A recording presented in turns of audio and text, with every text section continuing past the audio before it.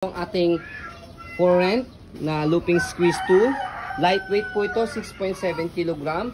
Cabin approved stroller.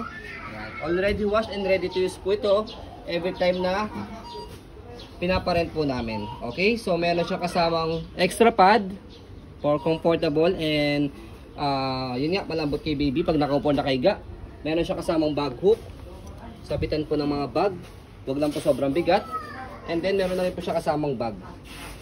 Okay? So ito po yung details po niya 1 by 1. Fit for newborn po ito. Ayan. Okay? Nilalak.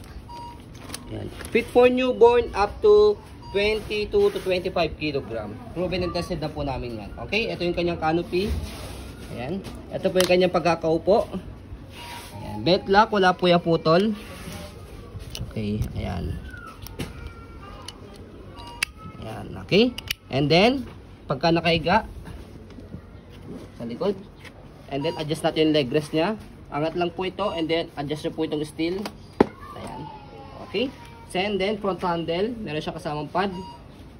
Press nyo lang po ito kapag ilalagay po ninyo o tatanggalin nyo po si baby. Ayan. Okay? And then, balik natin siya ulit kapag nakaupo. Ayan yung kanyang footrest. Tapakan ng paa. Yung gulo niya. Easy to maneuver. Ayan. So, ito yung kanyang body frame. Walang crack na damage. Yes. Okay? So, sa likod, dito siya ina-adjust kapag gusto nyo po siyang iupo. Atakin nyo lang po itong dalawa. Ayan. Kapag higa, pe-press nyo naman po ito. And then pull down. Okay? So, next natin, yung kanyang gulong sa likod. Ayan. Stopper, green naka-go. Tapakan nyo po siya, red naka-stop. Okay? So, ayan po yung kanyang basket. Sa kabilang side na body frame. Ayan. Next natin dito sa handle niya. Ayan. Sa handle niya, meron lang siyang issue dito. Ayan. Pero no problem for that dahil, okay, meron naman siyang cover dyan. Ayan. Kaya nilagyan namin siya ng cover. Okay. Dalawa yan. Bag hook. Okay. So, sa lock niya, ayan. So, sa pag-fold niya, huwag nyo lang po ito tatanggalin. So, press nyo lang po siya directly and then pull down. Hawak sa front handle and then compress. Ganun lang siya i-fold. Okay. And then, no need na siyang buhatin dahil open nyo lang po ito. Pwede siyang luggage type. Yan. Atakin nyo lang po siya. Yung po yung kinagandaan kay looping. Okay? So, next natin, sa pag-open sa kanya, ayan, tanggalin lang yung lock sa gilid, tapos bubukan nyo lang siya. Ayan. See? Ganun lang siya kadali kapag in-open sa ka-fold. Less hassle po siya. So, ayun po. Ayan. Ulitin mo dun sa handle. Pe-press lang nila yun. Yan. Sa handle, again, repeat natin. Pe-press lang to ha. No need na siya i-slide. Okay? So, press lang to.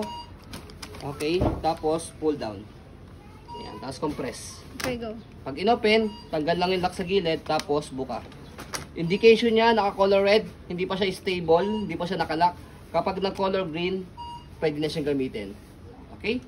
So, ito po yung kanyang bag. Ayan. So, sa bag niya, yan, turo na rin natin. Actually, kahit hindi naman siya ituro kung paano siya ilagay, ayan.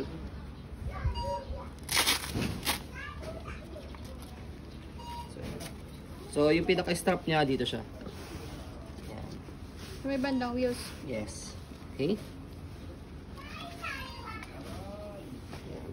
Okay.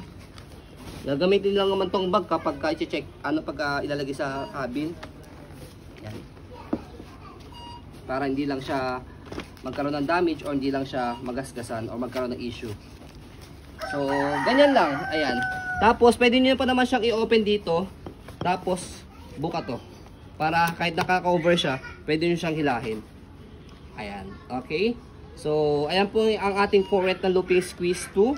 So, by the way, sa ating po mga charges, ayan, okay lang naman po na magkaroon ng gas-gas dahil gagamitin nyo naman po siya. Normal lang po yun. Wala pong charge po doon.